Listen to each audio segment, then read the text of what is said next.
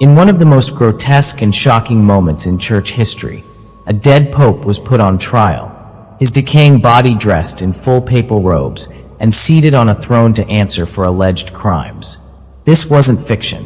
It happened in 897 AD, in the heart of medieval Rome, during a time when politics and religion were entangled in a deadly dance for power.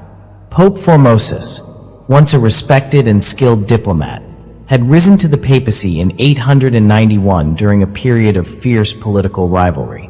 His reign was marked by controversy, especially his alliance with Arnulf of Carinthia, whom he invited to Rome to overthrow Lambert of Spoleto, a co-emperor with powerful Italian backing.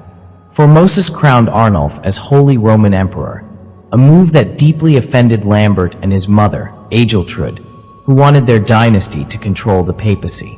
When Formosus died in 896, Lambert's faction seized the opportunity to exact revenge. Enter Pope Stephen VI, Formosus's successor and political puppet of the Spoleto family.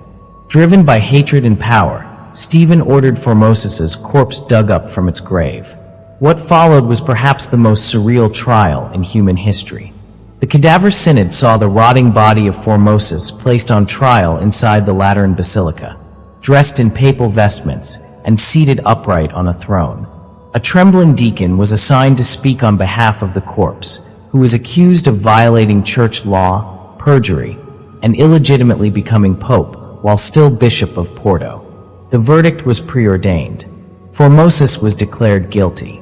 In a horrific display of symbolic punishment, the 3 fingers used for blessings were severed from his right hand.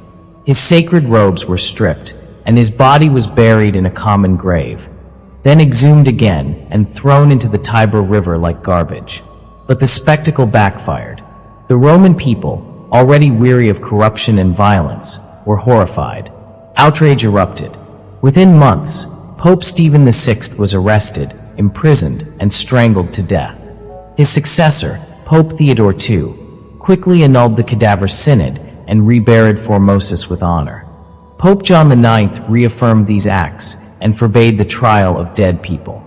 But the chaos didn't end there. Years later, Pope Sergius III reversed these reforms, once again siding with Stephen's verdict.